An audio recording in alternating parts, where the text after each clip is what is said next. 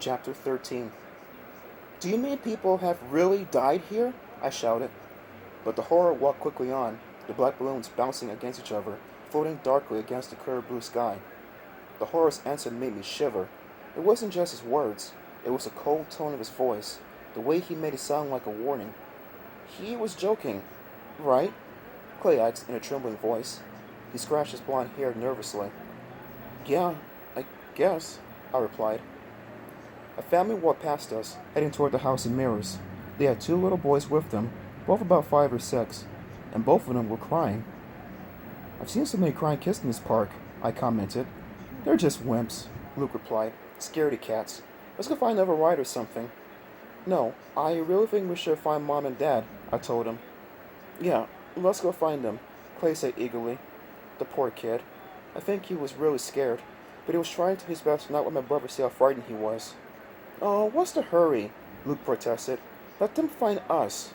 But they're probably really worried, I insisted. I started walking toward the front gate. Dad won't make us leave, Luke grumbled. But he followed anyway, and Clay gratefully came along, keeping close to my side. Following the trail, we passed by a rickety old wooden roller coaster. It rose up excuse me, it rose up as high as a 4-story building, casting a wide, dark shadow over the walk. A sign in front read, Out of order. Do you dare to ride it anyway? The gate was open. There was no attendant. Hey Lizzie, want to ride it? Luke asked, staring up at the beat-up old cars parked at the bottom of the tracks. No way! Clay and I replied in unison. We kept on walking. The trail curved under thick trees, and we were suddenly in the shade. A sign read, Beware of tree snakes. Clay covered his head with his hands. All three of us raised our eyes to the trees. Were there really snakes up there? It was too dark to see anything. The leaves were so thick, no sunlight filtered through. Suddenly, I heard a gentle hissing sound.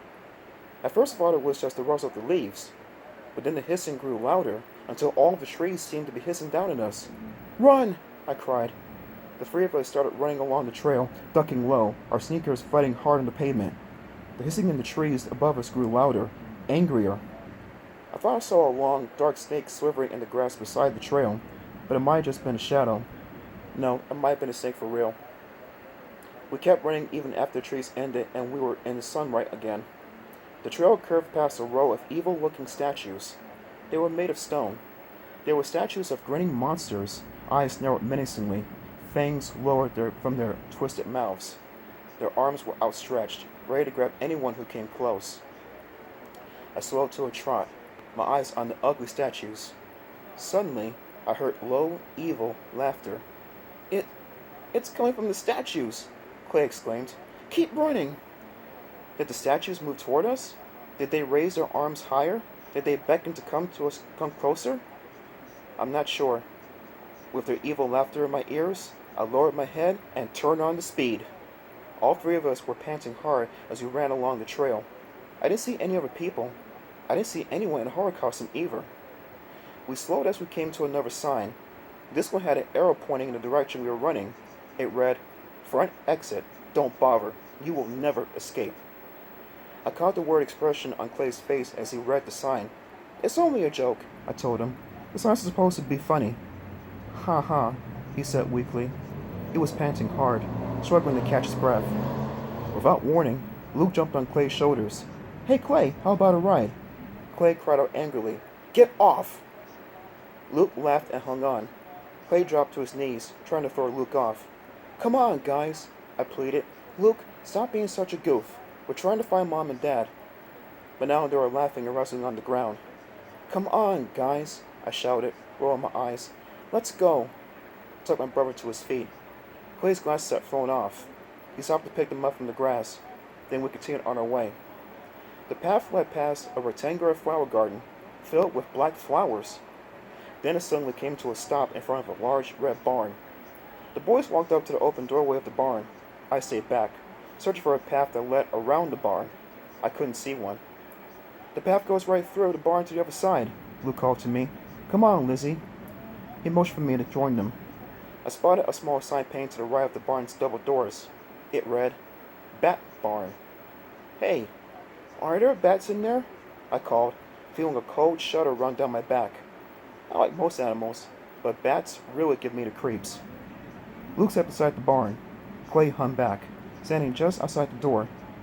I don't see any, Luke called to me. It's kind of dark. A strange odor invaded my nostrils. It was strong and sour. It came from the barn. I didn't want to go in there. Come on, Lizzie, Luke called. The path goes right out the other side. Don't be chicken. You can run straight through. I stopped up beside Clay at the doorway and peered inside the barn. It looks okay, Clay said quietly. The sour odor was much stronger. Yuck, I said, making a face. It really stinks. Luke stood inside the barn, his eyes raised to the rafters. I don't see anything up there, he reported. Doors on the opposite wall were wide open. It would only take 10 seconds to run through the barn and out the other side, I realized. Let's go, I told Clay. He and I stepped into the barn. The sour smell was overpowering. I held my breath and pinched my fingers over my nose. We started running to the doors on the opposite wall, and they slammed shut. With a gasp of surprise, I turned back to the doors we had entered. They had slammed shut too. Hey! I shouted angrily. What's going on? Clay cried in a whisper. We were in total darkness, blacker than black. The sour odor swept over me. I started to feel sick. And then I heard the rapid flutter of wings, soft at first, then louder, closer. I screamed as I felt something brush against the back of my neck. 14. Next time.